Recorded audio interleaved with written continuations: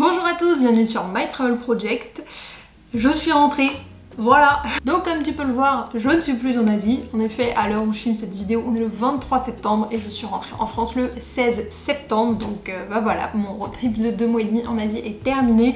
Les vlogs, c'est pas terminé par contre, mais vu que j'ai posté le dernier vlog de Malaisie la semaine dernière, je me suis dit que ça serait cool de te faire une vidéo un peu récapitulative de mon voyage dans ce pays. Mais ne t'inquiète pas, en tout cas, j'ai encore plein de vlogs à poster sur mon voyage en Asie, ça reprend dès la semaine prochaine, mais aujourd'hui je vais te parler un peu plus en détail de la Malaisie, de l'organisation de ce voyage en Malaisie, donc mon itinéraire, les logements, j'ai beaucoup de choses à dire sur les logements, les transports, la nourriture, le budget, mes conseils, enfin comme d'habitude, j'ai déjà fait ce type de vidéo sur le Vietnam après mon voyage de 2 semaines au Vietnam, et donc on va commencer tout de suite. Et bien sûr, comme d'habitude, si tu veux te rendre à une partie plus spécifique de la vidéo qui t'intéresse, n'hésite pas à regarder la barre d'infos, il y a les timestamps de la vidéo. Donc tout d'abord, on va parler de mon itinéraire, parce que pendant ce voyage de 2 mois et demi en Asie, on avait décidé de passer 4 semaines en Malaisie. Donc 4 semaines, c'est quand même assez long pour pouvoir visiter une bonne partie du pays. En tout cas, c'est ce qu'on s'imaginait. Sauf que la Malaisie, c'est divisé entre la Malaisie péninsulaire et Bornéo. Donc ça aussi, on le savait, et on a délibérément fait le choix de ne pas aller à Bornéo et de vraiment concentrer ces 4 semaines sur la Malaisie péninsulaire et de vraiment visiter tout cet endroit-là de la Malaisie. En fait, on s'est dit qu'on aurait déjà suffisamment à visiter en Malaisie péninsulaire, et aussi on avait fait le choix de ne pas prendre de vol interne dans les pays dans lesquels on allait, et forcément aller à Bornéo, ça voulait dire prendre un vol.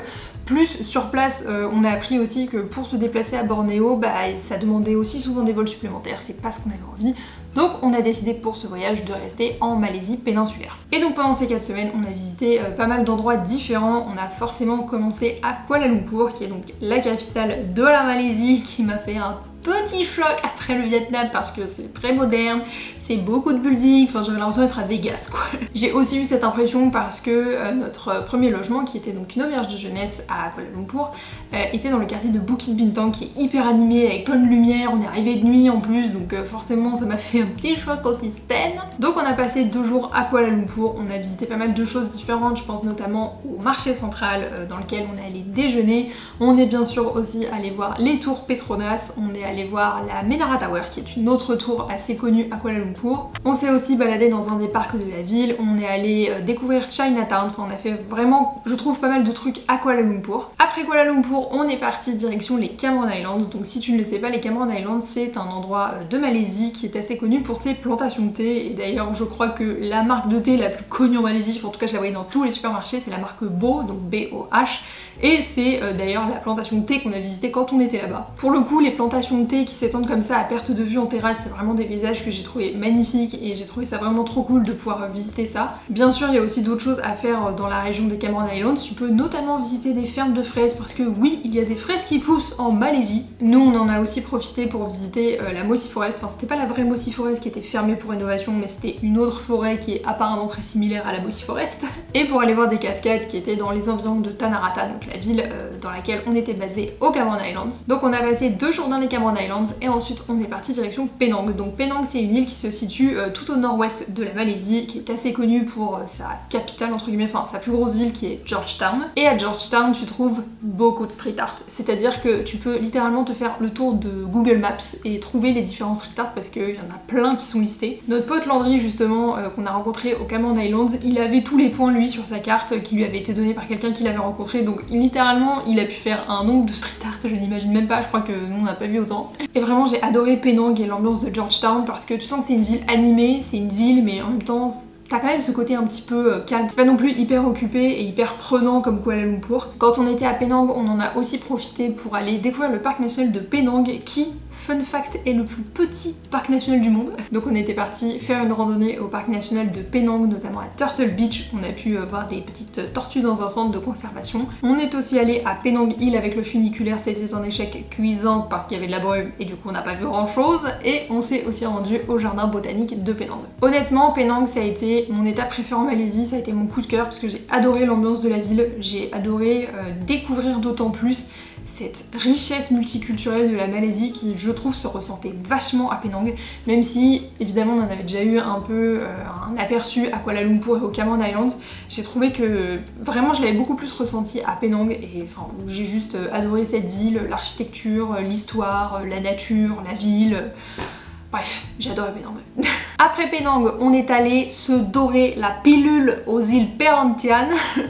Pas trop dorer la pilule parce que littéralement je ne bronze pas, je crame, donc voilà, je suis pas trop restée au soleil. Mais donc on s'est rendu aux îles Perhentian pendant 3 jours et littéralement on est arrivé à l'hôtel dans lequel on était et on a pas bougé. C'est-à-dire qu'on n'a pas visité les îles Perhentian. De toute façon, je pense pas que ça se visite à proprement parler. Souvent, ce que tu fais, c'est que tu peux prendre des bateaux taxis pour te rendre d'un point A à un point B des îles Perhentian, souvent pour aller bronzer ou aller dans un resto de plage ou pour aller faire du snorkeling. Littéralement, on est resté les 3 jours dans notre hôtel. Alors pas dans l'hôtel, genre dans la chambre d'hôtel, mais dans les petites plages d'à côté qui étaient accessibles à pied. On a fait du snorkeling par le biais de notre hôtel. Trop bien le snorkeling, on a vu tellement de poissons, on a vu une tortue d'hyper près, on a fait plusieurs spots aussi de snorkeling pendant genre 3 heures, enfin vraiment c'était génial. Et en fait tout ce qu'il y avait à voir aux îles Perhentian, on pouvait l'avoir depuis notre hôtel et les environs à pied, donc on est juste resté là. On n'avait pas nécessairement l'envie ni le besoin d'aller découvrir plus des îles Perhentian. Mais vraiment c'est une destination paradisiaque, donc si tu viens en Malaisie, que tu as envie d'avoir un peu de soleil, enfin ça c'est sûr que tu auras du soleil, mais tu vas avoir du soleil et de la plage, tu veux faire du snorkeling, tu veux te relaxer un peu. Les îles Perhentian pour le coup ça correspond quand même plutôt à ça. Après les îles Perhentian, on a complètement changé de décor parce qu'on est parti au parc national de Taman Negara qui se situe vraiment dans le centre de la Malaisie péninsulaire. Et là on a passé 2 jours et c'était vraiment pour découvrir la nature du parc national. En fait le parc national de Taman Negara il se situe sur l'une des forêts primaires je crois de Malaisie et même du monde. Donc c'est une nature qui est hyper luxuriante, ça s'étend à perte de vue. On a fait 2 randonnées quand on était là-bas, dont une jusqu'à un espèce de petit sommet qui nous a permis de vraiment voir à quel point ça s'étendait loin, à quel point c'était fourni comme végétation. Donc c'était vraiment super cool aussi d'avoir ce gros contraste entre le côté paradisiaque des îles Perhentian et là cette grosse forêt pas tropicale, mais en même temps bon le climat n'était pas si tropical que ça, tu vois. À noter quand même qu'au parc national de Taman Negara, la plupart des choses à faire sont surtout des excursions sur 2 jours, 1 nuit ou 3 jours, 2 nuits pour faire du trek dans la forêt et donc dormir dans des grottes par exemple. Nous c'est pas ce qu'on avait envie de faire, donc c'est pas ce qu'on a fait, et il y a quand même des choses que tu peux faire sur une journée par exemple, que tu peux organiser par toi-même, mais la plupart des activités se font sur la forme de genre 2 jours, 1 nuit, où tu vas littéralement dormir 1 nuit dans la forêt. Je pense que c'est à savoir si c'est quelque chose qui te tente pas trop, tu vois. Et pour la fin de notre voyage en Malaisie, on s'est posé pendant 1 semaine à Malacca. Oui, 1 semaine, alors non pas qu'il y ait des choses à faire pendant 1 semaine à Malacca, juste en fait on avait bien enchaîné entre notre arrivée en Asie, nos 2 semaines au Vietnam et les 3 semaines presque et demie qu'on venait de passer en Malaisie, et donc on avait un peu envie de rester au même endroit pendant un bout de temps, de se reposer, de visiter un peu, mais de vraiment visiter à notre rythme et de pas se presser parce qu'on n'a que 3 jours sur place. Moi j'ai continué de travailler, donc si tu ne le sais pas, je suis community manager, social manager en freelance, et j'ai quand même continué de bosser un peu à distance pendant ces 3 mois en Asie. Donc au bout d'un moment il fallait quand même que je me pose pendant quelques jours histoire de travailler un peu. Honnêtement Malacca c'est une jolie ville au niveau du centre historique, mais il n'y a pas non plus énormément de choses à faire. Si tu décides de passer par Malacca, et je te le conseille, je pense que 2 jours sur place c'est amplement suffisant. Je pense aussi qu'on n'a pas eu la meilleure expérience de Malacca parce que vu qu'on avait décidé de rester 1 semaine, on avait réservé un Airbnb qui était quand même bien noté parce qu'il était noté 4.2 sur 5. Sauf qu'on s'est retrouvé dans un Airbnb infesté de cafards, donc pas ouf comme expérience, voilà. Forcément ça fait que quand on est parti de Malacca, on était quand même content de partir, alors qu'en soi la ville est quand même sympa, qu'il y a des choses à visiter, mais on a eu une expérience pas ouf au niveau du logement sur ce point là. Et donc ensuite pour finir ce voyage en Malaisie, on est retourné à Kuala Lumpur parce qu'ensuite on redécollait de Kuala Lumpur pour notre destination suivante. Donc voilà pour ce qui est de l'itinéraire sur 4 semaines en Malaisie. Avec le recul et vu qu'on avait décidé de visiter que la Malaisie péninsulaire, je pense que 3 semaines et demie à la limite, c'est amplement suffisant pour visiter la Malaisie péninsulaire. Avec le recul, on s'est dit aussi qu'il y a des endroits où on aurait peut-être pu passer 1 ou 2 jours de plus. Après, ça nous a pas spécialement dérangé parce que se poser 1 semaine à Malacca, c'est vraiment ce dont on avait envie et ce dont on avait besoin à ce moment-là. Mais si tu souhaites visiter la Malaisie péninsulaire, sache qu'en 3 semaines, t'as quand même le temps de voir pas mal de choses sans pour autant vraiment courir et faire un jour par-ci, un jour par-là. t'as quand même le temps de te poser, de voir quelques trucs, tu vois. Maintenant que je t'ai parlé de mon itinéraire, on va passer au transport. Alors pour le coup, j'ai trouvé que se déplacer en Malaisie, c'était hyper facile et je pense que ça a été grandement facilité par le fait que quand on est arrivé à Kuala Lumpur, le gérant de notre auberge de jeunesse nous a directement dit que de 1, le réseau de bus était très bien développé et que de 2, il suffisait de réserver toujours sur le même site qui s'appelle EasyBook. Je ne connaissais pas l'existence de ce site du tout. Et en fait, apparemment, il marche dans pas mal de pays en Asie du Sud-Est. Donc en l'occurrence Malaisie, Indonésie, Vietnam, je sais plus, Cambodge peut-être aussi, mais la dernière fois que je suis allée au Vietnam et au Cambodge, en tout cas ce site n'existait pas, ou sinon il existait sous un autre nom. Et finalement, ce site on l'a testé et approuvé parce qu'on a réservé genre 90% de nos trajets avec. Le premier trajet qu'on a réservé par EasyBook, c'était celui de Kuala Lumpur jusqu'aux Cameron Islands. Et en fait, ça te liste vraiment tous les horaires, toutes les compagnies de bus, ou presque en tout cas, qui font ce trajet, et tu payes directement par l'application. Et ça c'est quand même pratique. Honnêtement, on n'a jamais eu de problème, ou presque, dans le sens où on a toujours réussi à payer par l'application et c'était des tarifs honnêtes quoi. Les bus qu'on réservait sont toujours arrivés à l'heure, toujours repartis à l'heure, enfin vraiment au niveau ponctualité il n'y avait pas de soucis, c'était propre, enfin vraiment pas de problème, sauf sur un trajet qui est le trajet que j'ai fait entre Penang et les îles Perhentianes, enfin entre la ville qui permet de rejoindre les îles Perhentianes, où le site, enfin EasyBook annonçait 6 heures je crois de trajet, ou 5h30, quelque chose comme ça, on en a mis 10. Et ça a été le trajet le plus chaotique que j'ai fait en Malaisie. Je raconte un peu toute l'histoire de ce trajet. Dans quelle vidéo je raconte ça? Dans mon vlog sur les îles Perhentianes, donc je te listerai dans la barre d'infos ce vlog si tu as envie d'aller écouter toute l'histoire, mais je vais pas la re-raconter ici quoi. Il y a aussi un autre trajet qu'on n'a pas réservé par EasyBook, c'est notre trajet, enfin notre transfert en bus entre les îles Perhentianes et le parc national de Taman Negara, pour la simple et bonne raison qu'il n'y avait rien sur EasyBook. Mais vraiment, c'était rien du tout. Sinon, il y a quand même aussi un système de train qui est apparemment assez développé en Malaisie, et c'est aussi l'option qu'on avait envisagée pour faire ce trajet donc entre les îles Perhentianes et le parc national de Taman Negara. Sauf que pareil, c'était une tannée au niveau des horaires, ça te déposait pas là où nous on voulait aller, donc il fallait reprendre un bus avec, sauf que les horaires du bus, du train, ça allait pas ensemble, enfin bref, une galère. Et finalement, on a trouvé une compagnie qui s'appelle An Travel et qui propose des transferts en minibus entre les îles Perhentianes et le parc de Taman Negara.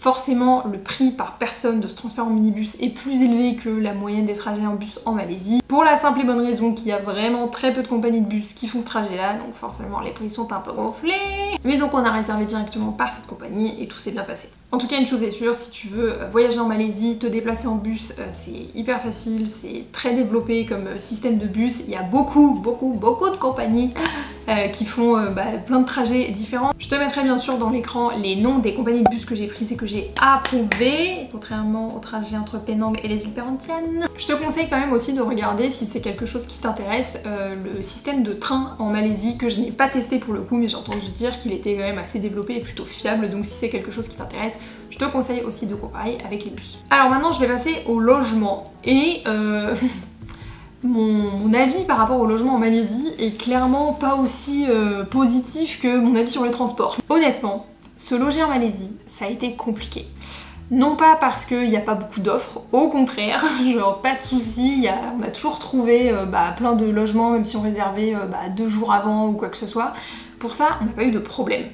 Le problème a été entre ce qui est annoncé sur le papier, c'est-à-dire sur la fiche de l'hôtel ou de l'auberge de jeunesse ou du Airbnb, ce à quoi tu t'attends au vu des notes et des derniers commentaires versus ce que tu reçois. Vraiment, j'ai trouvé ça relativement compliqué de trouver un logement qui correspond à la note qui est affichée en ligne. Surtout après genre 4 semaines en Malaisie, je suis quand même arrivée à une conclusion, c'est que il fallait que j'arrête de me fier aux notes que mettaient les Malaisiens en ligne. Franchement, je trouve qu'ils ont la note de 10 sur 10 un peu trop facile. Et il y a tellement de fois sur des fiches d'auberge de jeunesse, d'hôtel, de homestay où j'ai vu des notes en fait de malaisiens, parce qu'à chaque fois il y a écrit la nationalité à côté, donc c'est pour ça que je précise malaisien, avec écrit 10, exceptionnel, et en fait souvent moi je me basais sur ça au début, donc je réservais. pour arriver dans un truc où c'est bien, mais ça mérite pas 10 quoi. Genre au bout d'un moment, faut pas déconner non plus. Ceux qui me suivent sur Instagram se souviendront notamment d'un homestay dans lequel je suis restée à Kuala Lumpur avant de repartir de Malaisie, qui était à la base noté 9 sur 10 sur Booking, avec quand même pas mal de commentaires clients. Je me suis retrouvée dans un taudis littéralement, où en plus il y avait encore une fois des cafards, et je ne parle pas non plus de l'expérience client parce que littéralement quand on a dit au gérant du homestay qu'on n'allait pas rester là, qu'on allait partir, il a voulu frapper mon mec, voilà, et il nous a aussi dit que c'était de notre faute. Bref, encore une fois, c'est une autre histoire. Tout ça pour dire qu'il y a quand même plusieurs fois où je me suis retrouvée dans des logements qui étaient vraiment limite, donc notamment mon Airbnb à Malacca noté 4.2 sur 5 avec quand même des très bons commentaires récents, infesté de cafards. Le homestay noté 9 sur 10 sur Booking qui était franchement un taudis, et à contrario l'hôtel c'était une guest house je crois, enfin ça s'appelait comme ça, que j'ai réservé quand j'étais à Penang était super mal noté sur Google Maps, genre 2.9 ou un truc comme ça sur 5, donc je trouve que c'est pas une super bonne note sur Google Maps.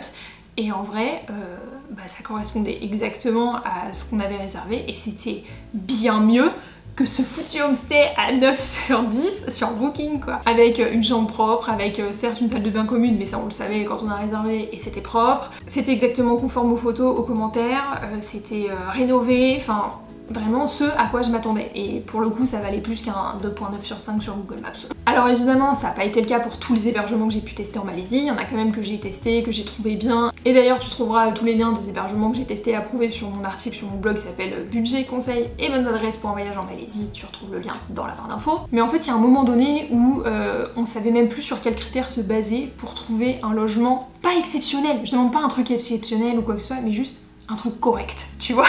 Du coup à la fin vraiment on savait plus quoi chercher, sur quels critères se baser, et forcément genre on savait pas ce qu'on devait croire ou pas croire, parce que quand tu vois des avis clients notés genre 10 sur 10 et que tu te retrouves dans un truc qui genre clairement pour toi genre vaut pas plus qu'un 6, tu vois, tu sais pas sur quoi tu vas tomber la fois suivante quoi. Pour le coup un peu mitigé sur les logements en Malaisie, même si encore une fois comme je le disais il y en avait des biens, mais c'est quand même rarement arrivé que ce à quoi je m'attendais corresponde à finalement ce qu'on a eu quoi. Et peu importe la note, c'est-à-dire que je m'attende à un truc de ouf ou que je m'attende à un truc moyen quoi. Alors qui dit voyage dit aussi bien sûr nourriture et boisson, bien sûr, parce que la bouffe c'est la vie. Et alors en Malaisie c'est un melting pot culturel de bouffe, mais un plaisir pour les papilles. Oh, j'ai kiffé. En fait en Malaisie t'as des influences indiennes, chinoises, malaisiennes forcément, portugaises, genre j'ai trouvé des pastéis, des nata en Malaisie, et qui était bonne en plus. Ça fait que tu peux aller dans des restaurants hyper diversifiés, tu peux acheter de la street food qui est vraiment particulière, et ça j'ai adoré parce que en fait peu importe où on allait, je découvrais toujours un truc nouveau. Même s'il y avait écrit que c'était de la bouffe chinoise ou de la bouffe indienne, non, c'était toujours à la sauce malaisienne, tu vois. Et ça, c'était ouf. Après, le seul petit bémol que je pourrais noter, et encore j'appelle pas ça un bémol, c'est que j'ai pas vraiment pu identifier un plat, tu sais vraiment un plat national malaisien. C'est plus des plats qui viennent de plein de cuisines et de plein de cultures différentes, mais j'ai pas trouvé le plat national malaisien, tu vois. Comme par exemple au Vietnam, tu pourrais dire que c'est le boboon ou la soupe feu. Là, j'ai pas franchement identifié. Dis-moi en commentaire s'il y en a un, peut-être que je l'ai loupé, je ne sais pas, mais là j'ai pas vraiment eu l'impression qu'il y en avait un qui ressortait, tu vois. Où tu dis ça, c'est le plat national malaisien quoi. Pendant mon voyage en Malaisie, j'ai quand même remarqué que j'avais beaucoup bouffé indien, vu qu'il y a beaucoup de nourriture indienne et d'influence indienne en Malaisie. Surtout des rôtis, donc tu sais les espèces de pains là qui parfois sont fourrés avec genre du fromage ou des légumes et tout ça, c'était tellement bon. Et surtout ça coûte pas cher, si tu veux manger pour pas cher en Malaisie, tu manges des rôtis. Il y a aussi beaucoup de dumplings. J'en ai quand même vu pas mal, ça pareil, feu de Dieu. C'est aussi encore une fois ce qui coûte pas cher quand tu vas sur des marchés de nuit, que ça soit à Penang, à Malacca, à Kuala Lumpur, je suis toujours allée dans des marchés de nuit, manger de la street food, et c'est là où j'ai super bien mangé, et toujours pour vraiment pas cher. Je me souviens qu'on allait à un marché de nuit, donc avec notre pote Landry à Penang. On avait pris un bol de poulet et riz frit qui était cuit dans des clay pots, enfin dans des pots en argile, et ça nous a coûté 7 ringgits par personne. Non mais que dalle quoi. Donc ça c'était pour le côté nourriture. Par contre si t'aimes bien boire de l'alcool de temps en temps, te faire une petite bière, sache qu'en Malaisie c'est un peu plus cher. Et surtout, on ne trouve pas de l'alcool partout. Donc si tu vas dans certains états de Malaisie qui sont à majorité musulmane, comme par exemple le Terengganu, donc le Terengganu c'est l'état dans lequel se trouvent les îles Perhentianes, il est fort probable que tu ne trouves pas du tout d'alcool. Alors je dis pas sur tous les états du Terengganu, mais en tout cas dans pas mal d'endroits. Que ça soit dans les supermarchés, dans les restaurants ou même dans les hôtels s'ils vendent des boissons, tu ne trouveras pas d'alcool. En tout cas, moi, ça a été mon expérience. Alors bien évidemment, c'est pas grave du tout, c'est juste à noter si t'aimes bien te prendre une bière une fois de temps en temps. C'est bon aussi savoir si t'as un budget serré parce que nous venant du Vietnam où vraiment la bière coûtait pas du tout cher, là c'était parfois 2 à 3 fois plus cher et même si ça reste bien sûr abordable pour un budget d'Européen, voilà, quand t'as un budget un peu serré ou que tu voyages sur plusieurs mois et que du coup tu dois faire attention à ton budget, c'est quand même aussi à noter. Et enfin, niveau boisson, dernier point à noter, c'est que j'ai souvent quand même été dans des hébergements qui avaient des machines à eau, donc des machines qui filtraient l'eau et qui te permettaient d'avoir de l'eau potable. Et ça, j'ai trouvé ça super cool plutôt que de devoir acheter des bouteilles d'eau. Et grâce à ça, on pouvait faire en sorte de ne pas du tout acheter de bouteilles d'eau et ça, c'était trop bien. Alors que quand on était au Vietnam, on n'avait pas du tout eu cette expérience-là de machine à eau, par exemple, proposée dans les hôtels, enfin dans les hébergements. Donc c'est quand même un bon point à noter. C'est le moment de la vidéo où je te parle de mon budget pour ces 4 semaines de voyage en Malaisie. Donc petit rappel que pour ce voyage avec mon copain, on s'était fixé un budget par personne et par mois de 1000 €, ce qui fait à peu près donc 33 € par jour et par personne. Donc pour mon voyage de 4 semaines en Malaisie, c'est-à-dire d'exactement 28 jours pour 2 personnes, on a dépensé en termes de transport 247,97 €. Pour les logements, on a dépensé 662,73 €. Pour tout ce qui est nourriture, boissons, bouffe, on a dépensé 644,87 €. Pour les activités, on a dépensé 85,14 €. Et pour tout ce qui est divers, donc pour nous c'est tout ce qui est achat en pharmacie, carte postale, ce genre de choses, on a dépensé 38,35 €. Ce qui fait que pour 28 jours en Malaisie pour 2 personnes, on a dépensé 1679,06 €, soit un total de 839,53 € par personne. Donc par jour et par personne, ça correspond à une moyenne de 29,98 €, donc en gros 30 €. Donc je suis assez contente parce que pendant ce voyage de 4 semaines en Malaisie, on a pu rester dans notre budget initial de 33 € par jour et par personne. Et c'est vrai que au début j'ai pris un petit peu peur parce que venant du Vietnam où on était quand même à bien moins par jour et par personne, je me suis vite dit qu'on allait rapidement dépasser. Je trouve quand même que la nourriture était un petit peu plus chère en Malaisie qu'au Vietnam et aussi il y a quand même 2 fois où on a dû prendre un logement en urgence. Donc la fois où on est rentré à Kuala Lumpur avant de repartir pour notre prochaine destination, où on n'avait pas envie de rester dans un logement infesté de cafards, donc littéralement j'ai dû booker le premier hébergement que j'ai trouvé sur Booking et qui nous a coûté 80 balles la nuit, ce qui est à peu près 4 fois notre budget maximum pour un hébergement pour 2 personnes. Et il y a aussi une autre fois, donc sur notre fameux trajet bien chaotique entre Penang et les îles Perhentianes, où en fait le bus est arrivé tellement en retard qu'on a loupé le dernier ferry pour aller aux îles Perhentianes, donc on a dû prendre un logement en dernière minute à Kuala Besut, donc la ville à partir de laquelle on prend normalement le ferry pour les îles Perhentianes. Et je crois que la nuit était pas si chère que ça par rapport à la nuit à Kuala Lumpur, mais était quand même à genre 25 € pour un truc qui valait clairement pas 25 € au vu des prix sur place. Donc voilà, c'était aussi quand même 2 dépenses qui n'étaient pas franchement prévues dans le budget à la base, de l'importance d'avoir toujours quand même un budget en cas d'urgence mis de côté. Mais je suis quand même contente de me dire que malgré ces 2 imprévus là, on a quand même réussi à tenir notre budget. D'ailleurs, si toi aussi t'as envie de voyager, peu importe ton budget, n'oublie pas que j'ai un e-book totalement consacré à ce sujet avec tous mes conseils, tout ce que je peux t'enseigner en fait sur le fait de voyager, peu importe ton budget, pour préparer ton budget avant de partir, pour économiser une fois sur place, pour gagner un peu plus avant de partir, enfin bref, toutes mes astuces. Et si tu peux regarder la barre d'infos, je te mettrai le lien du e-book. Et avant de finir cette vidéo, je voulais te donner quelques conseils pour voyager en Malaisie. Et le premier, mais je t'en ai déjà parlé pendant cette vidéo, c'est de réserver tes trajets de bus sur EasyBook. Faut savoir aussi que sur EasyBook, tu peux réserver tes trajets de bus, mais aussi tes trajets de train et tes trajets de ferry. Et comme je te le disais, dans la section transport de cette vidéo, tu as aussi un système de train assez développé en Malaisie. Et si tu veux aller sur les îles, donc que ce soit les îles Langkawi, les îles Tioman ou les îles Perhentianes, tu vas nécessairement avoir besoin de prendre un ferry à un moment. Donc n'hésite pas à regarder le site EasyBook, ça te permettra aussi de connaître les prix en avance si tu veux estimer à peu près ton budget transport pendant ton voyage en Malaisie. En ce qui concerne la recherche des hébergements, j'espère que je ne t'ai pas fait trop peur avec mes histoires des enfers concernant les hébergements en Malaisie. Donc ce que je peux te conseiller, c'est quand tu trouves un logement qui t'intéresse ou tu te dis que ça a l'air quand même pas mal, c'est de évidemment regarder les derniers commentaires récents, ça vaut pour la Malaisie mais comme pour tous les autres pays du monde, mais aussi de regarder les derniers avis sur Google Maps. Même si, comme je le disais avant, je suis tombée sur un hôtel à Penang qui était pas spécialement bien noté sur Google Maps, en l'occurrence il était mal noté puisque soi-disant les réceptionnistes n'étaient pas très aimables et non pas pour un problème de propreté par exemple. Donc je te conseille vraiment de croiser les notes et les avis clients entre Booking, Hostelworld et Google Maps pour avoir vraiment une vue d'ensemble la plus claire et la plus précise possible de ce que tu t'apprêtes à réserver. Et enfin, si tu prévois de te rendre sur les îles, donc comme je disais les îles Langkawi, les îles Perhentian, les îles Tioman ou Bangkok par exemple, renseigne-toi en amont sur comment faire pour y aller. Parce que nous, notre première idée en termes d'îles, c'était pas les îles Perhentian. Ce qu'on avait envie de faire, c'était après Penang, de prendre le ferry directement depuis Penang pour aller aux îles Langkawi. Sauf que depuis le Covid, le ferry n'est plus en activité. Donc je ne sais pas si c'est quelque chose de permanent ou temporaire.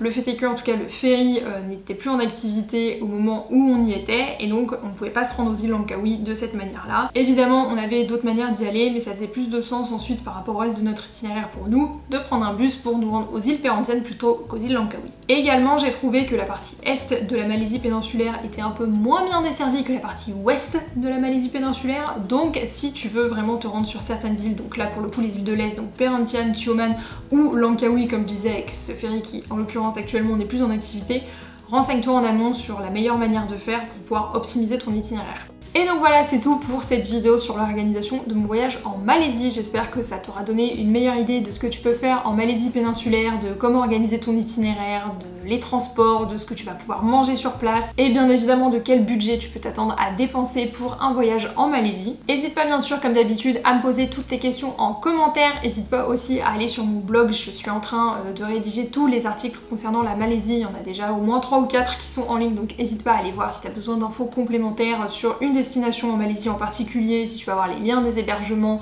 si tu veux juste avoir des infos pratiques sur la Malaisie en général. En tout cas, j'espère que ça t'aura plu et on se retrouve bientôt dans une prochaine vidéo. Ciao!